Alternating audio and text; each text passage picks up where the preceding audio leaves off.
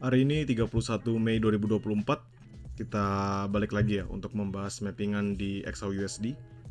Dan kali ini kita bisa ngelihat bahwa nanti akan ada news yang cukup signifikan juga di malam hari. Tapi let's see the price actionnya dulu ya. Kalau misalnya kita ngomongin di daily, tanpa ada halangan apapun, teman-teman bisa perhatikan bahwa ini adalah pembentukan higher low yang baik ya.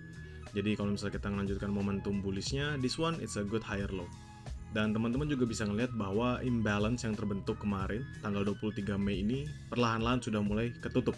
Ya, this one sudah mulai ditutup untuk imbalance-nya. Tinggal imbalance yang lebih atas lagi di sini. Dan menurut saya sih possible banget untuk bisa di close selama nanti datanya juga mendorong ya untuk pergerakan penguatan bagi XAUUSD. Kalau teman-teman bingung data apa yang kita maksudkan, jadi GMT+7 teman-teman bisa ngeliat ya.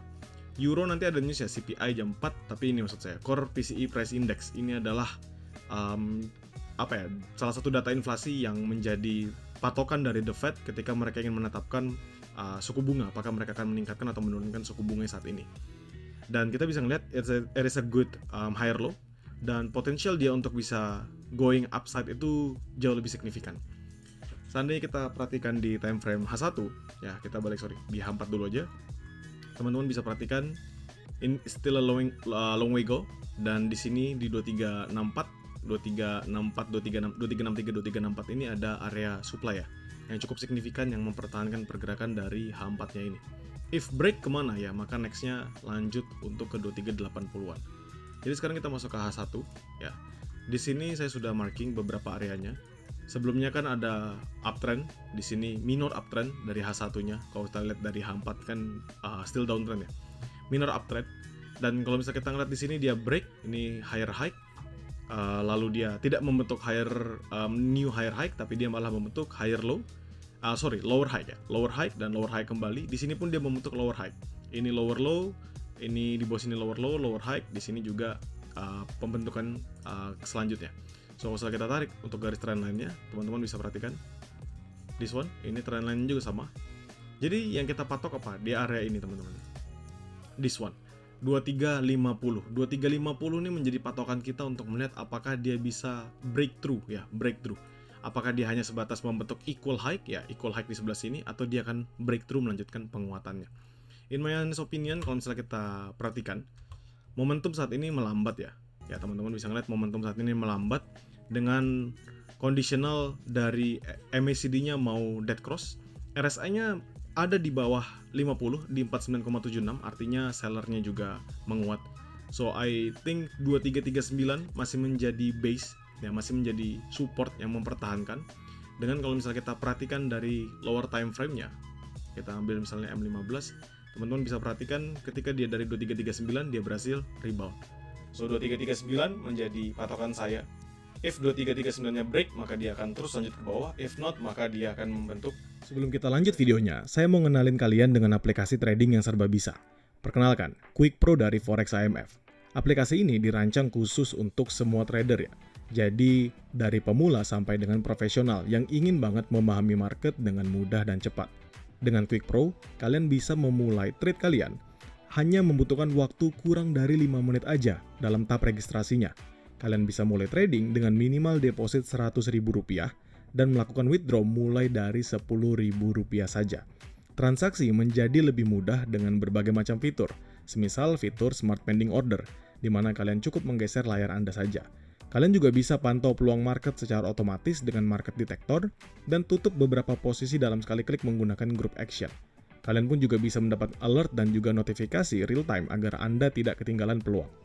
Nah, tidak sebatas aplikasi saja ya, jadi kalau dari saya sendiri, Quick Pro ini nggak sebatas sebagai aplikasi untuk trade, melainkan dia juga bisa banget menjadi salah satu sumber informasi utama saya dalam trade.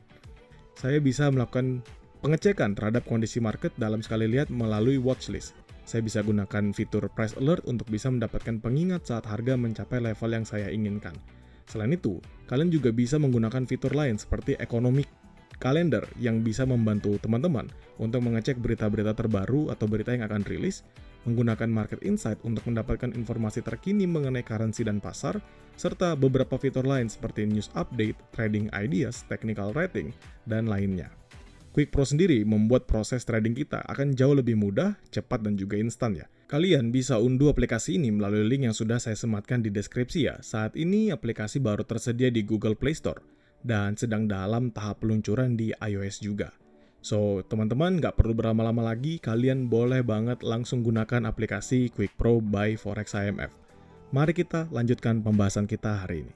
Retracement kembali, sama seperti ini. Ya, jadi dia kembali untuk consolidating. Sehingga menurut saya 2339 it's a good key level for support, dengan area tertingginya, area resistannya itu ada di 2350. Ya, untuk saat ini sih pergerakannya masih nggak begitu signifikan juga.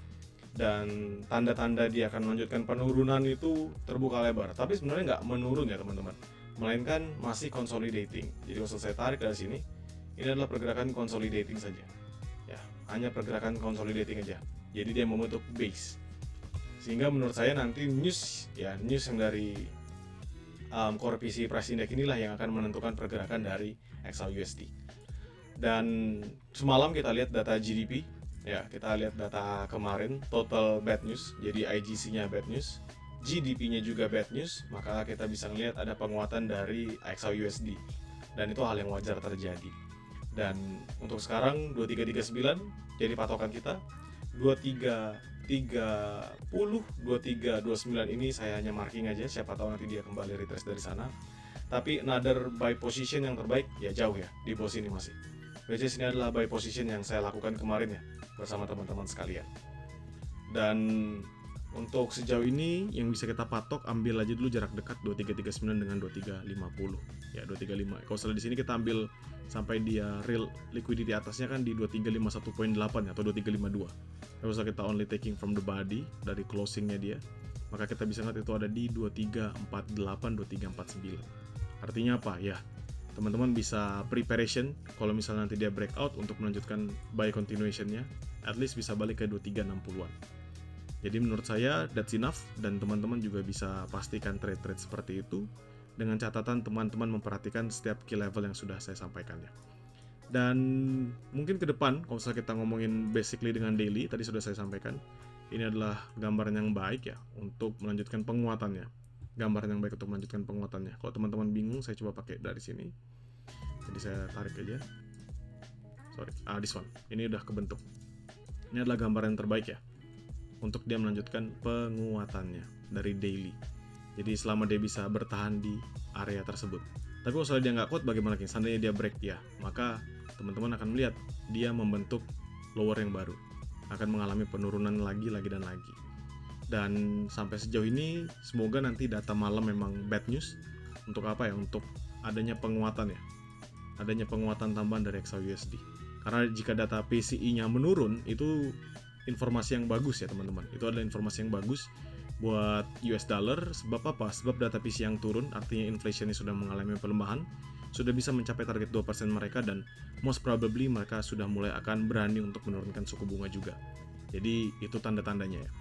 Jadi sekarang secara volume bearish, jadi ada potensial dia drop dulu, ada volume bearishnya. Tetapi nanti mungkin masuk dalam US session ke depannya is still going strong.